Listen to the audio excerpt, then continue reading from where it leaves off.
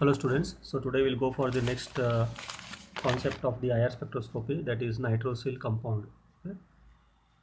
Nitrosyl compound. So like carbon monoxide, you can see that nitrosyl NO, this also act as a best sigma donor, okay, and a good pi acceptor. Sigma donor and pi acceptor. The nitrosyl contains extra electron here, more electron than the carbon monoxide. Okay, so extra electron this nitrosyl has compared to this carbon monoxide, and this electron of this extra electron of this nitrosyl is 2p pi star orbital. Okay, this one. And you can see that usually in the bonding, the loss of this electron, extra electron, it gives to nitrosonium ion, that is NO plus. That extra electron will be lost during the bond, this one bond formation, and it is going to form the nitrosonium ion NO plus, okay, which is more stable than the NO. So this is more stable, okay, then nitronium ion NO. Thus you can see, if you see the frequency of this nitrosyl here, of this nitrosonium ion. So if you see this frequency of this nitrosonium ion, it is around 2273 per centimeter, 2273 per centimeter, which is much higher than that of the latter, that is nitrosyl, that is NO extra electron. If you see this, so it is 1880 per centimeter. So this is higher than nitrosyl ion frequency is higher than that of this. Okay, this is what one justification we can do from the IR. And if you see that the addition of one electron to this orbital produces NO minus. Okay, so this is what NO minus. So if we add one electron, so it is going to form this compound, and this becomes much less stable because more the number of antibonding orbitals. So you can see that the instability increases here, and you can see this give lower frequency at 1366 per centimeter. This again goes for the lower frequency than the NO, okay, nitrosyl ion. So such effect can be seen in most of the complexes. And if you see that the nitrosyl complexes, okay, in the nitrosyl complexes, frequency of nitrosyl ranges from you can see 1900 to 1500 per centimeter, 1900 to 1500. So this is a range of the frequency of the nitrosyl compounds. Okay, so this is what we have to keep in the mind. And even see, apart from this IR spectroscopy, so you can see that the X-ray studies have also shown much of the way of binding of the nitrosyl, whether linear or bent. So if it is going to bind in the linear, or it is going to bind in a bent in this way. Okay, so these are the two forms of the nitrosyl ion, so that they are going to bind like this, either linear or in a bend shape. Okay, so in by the VBT and hybridization method of this nitrogen atom here. So if you see the nitrogen atom here, okay, so it is the sp and the sp2. So here if you see linear, so sp, and here you can see bent sp2, planar structure is there. So this is what hybridization of nitrogen in these two case. And because if you see the electrons, okay, and Mn bond, metal to nitrogen bond, okay, and it is counted as the ligand electrons. Okay, and if you see the nitrosyl group here 192, okay, so if you see the nitrosyl group of 192 here, first they are regarded as, here you can regard as a nitrosyl cation NO plus here, and here NO minus. Okay, so electron is there here, so NO minus, one electron is added here, so NO minus. This is how we can show here. And and you can see there is a bond of metal, nitrogen, oxygen. So this is what is going to form this all will help us, will be seen from the IR spectroscopy. It's vibrational, you can say, stretching frequencies. Okay, and the distinguish between this linear and bent can also be related with the frequency of nitric oxide and its values. Okay, so even from the metal to nitrosyl, this also values of this also is going to help us in getting to know whether it is a linear or bent way. For example, if the value, if you see the above or below 1620 to 1610 per centimeter, okay, if the value is above or below this, So we can judge such complexes whether it is bound linearly or bent to the during the complexation. So many work has been taken on this concept of this nitrosyl. Okay, now if you see the inorganic, okay, if you see the inorganic part of the nitrosyl compounds, so it also gives a very variety much knowledge regarding the frequencies of the nitric or nitrosyl frequency, or as well as frequency of the metal to nitrogen, or the frequency of the metal nitrogen oxygen, okay, MnO, or frequency of only NO, okay, like this only NO.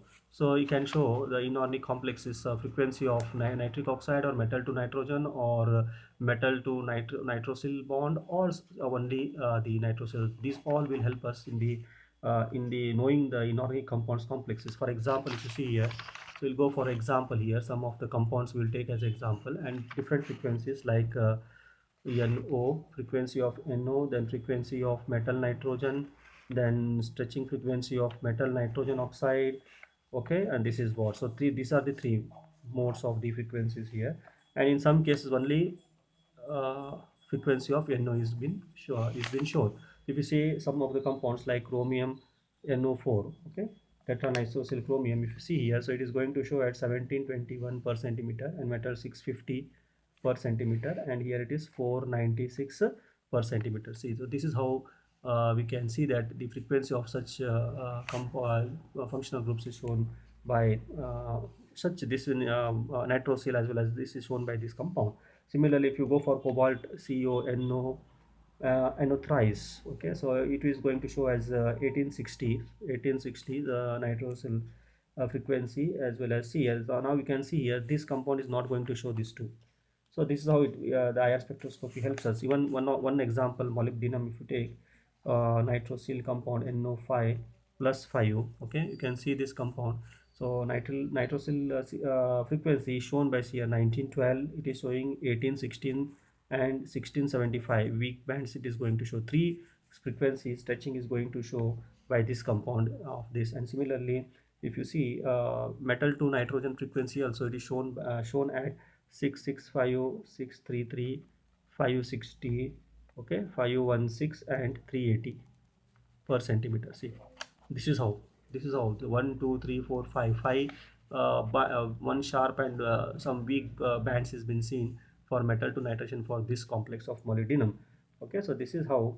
And if you see MnO bond also, so frequency here, so it is going to show at 470, 320 and 186 per centimeter. 470, 320 and 186 per centimeter. See, so like this the vibrational frequencies of the complexes, they have the tremendous changes, okay, changes in the frequencies. So like we can understand the mode of bonding with respect to the higher frequencies here. Now, to go with the some examples, the vibrational spectra. So one example of nitroprusside, okay, nitroprusside is discussed more here, and the salt of this was studied by Khanna et al. Khanna, Khanna et al. Okay, and IR also as a Raman spectroscopy was studied of this nitroprusside FeCN6 5. This is called sodium nitroprusside salt. Okay, so Na2 FeCN5 NOH2. This is sodium nitroprusside salt. And if you see this on the basis of this, so we are going to see the vibration of Cn here. Okay, so you can see the vibration of the Cn, or bonding between the FeCN. Okay, and you can see that vibration or frequency of the bond between the Fe and Cn, like this. Okay, so this is how we can see between the iron 2 and iron 3 complexes. So this is possibility, either you can see this one, or frequency of the bond between this Fe2 and Fe3 complexes of such type, okay, of ions, which is yeah, such type of ions. And it was discussed, okay, by the IR spectroscopy. Now if you see the iron NO bonding of this complex, so FeNO bonding of this complex, FeCN5 prusside, okay, was distinct from the IR. It is shown that it is just like iron 3 NO. So this was the prescribed formula, and not as Fe2NO plus, not this way. So this was this formula. So this is how the spectra of iron spectroscopy helps us to get the exact way of bonding between the compounds. See, this is how it's been proved, but not this. So how it has been seen? So it is seen from the IR spectroscopy, like the frequency of the CN in nitroprusside was seen in 2170, 2160, 2148 per centimeter. So this is what the frequency of nitroprusside of this is shown in these three frequencies, and they are usually in high in the series because of you can see here FeC and pi back bonding in this ion. Okay, it is less than the other compounds. So pi back bonding is less. Cyanides being a very electron more negative, more in electron negative. The pi back bonding of this ion is little bit decreased here. Okay, and that is extensive. You can see here Fe and no pi back bonding. So this is extensive pi back bonding, but this fails here in the back bonding process. And if you see the vibrational spectra of the nitroprusside salt of various forms, is going to show by the IR spectroscopy here. Okay, and like this the IR spectroscopy helps us in getting most of the studies. In some of the cases where the some complexes shows isomeric forms, you can see isomeric forms. So even in this the IR spectroscopy has a much advanced role here. So if you see the cobalt complex is here, so where the ligand nitrosyl is in bonded in this way, or it may bond in transform like this. Okay, like this. Okay, and N, and this is like this. So this way is a trans complex, and this is a cis complex. So in this way also you can see that the two isomeric form which is bound here, so that can also be you can see that it can be studied via the nitrosyl compound. And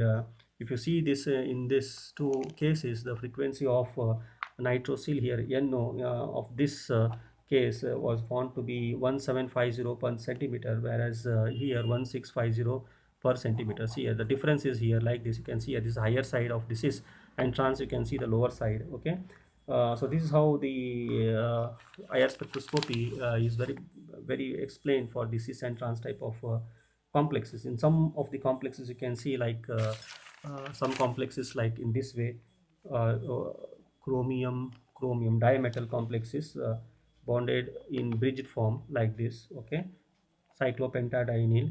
So it is terminal, and you can see here nitrogen here, and these are the two compounds X and Y. Will take it as a, this is a terminal and this cyclopentadienyl. Now you can see this compound here of a cyclopentadienyl. This is a bridged nitrosyl, and this nitrosyl is XY. So two compounds you can take as a XY. So you can take X as a hydroxyl and Y as tertiary butyl. So like this can substitute, and here this is a terminal. Okay, you can see the two terminal bridged is there. So this is one type of compound you can see here, and this exhibits the terminal nitrosyl here. So if you see here terminal nitrosyl, if you see here, so it is going to exhibit at 1683 to 1625 per centimeter. 1683 1625 per centimeter, this terminal nitrosyl. And the bridging nitrosyl, you can see here the bridged nitrosyl you can going to see here at 1499 per centimeter. Okay, 1499 per centimeter. So like this the frequencies the IR spectroscopy is usually plays a very important role in what is a discussion in studying of this different complexes. Okay, so hope you understood this the role of IR spectroscopy in nitrosyl compounds in nitrosyl ligand. Okay, so which is acting as a very good sigma donor and pi acceptor, and it may exist in the NO plus form, which is less stable than the NO, more stable than the NO, as well as it can exist in NO minus form, which is very less stable than compared to here. And how the frequency changes upon this binding of this, and you can see the mode of vibration and how they play, how the mode of vibration helps us in when different compounds is there. So different mode of vibrations you can see here, and followed by the beautiful example of nitroprusside, so which says that the bonding is nothing but with the this one, not but this one. And this is how the frequency helps us to knowing the way of nature of the bonding in nitroprusside. And finally we can see that how this IR spectroscopy is very nicely helping in the understanding the concepts of the cis and trans complexes based on the different vibration frequencies, and the bridged as well as the terminal, again here the vibration frequencies of this. So like this you can see that IR spectroscopy application finds a very vast versatile application for most of the ligands. And here we have studied in the previous videos also, and in this video we have studied about the nitrosil. Okay, so hope you understood this, and in the next video we'll go for the next complexes, maybe arsine or phosphine, whatever. We'll see the syllabus and carry on. Yeah, thank you, have a nice time.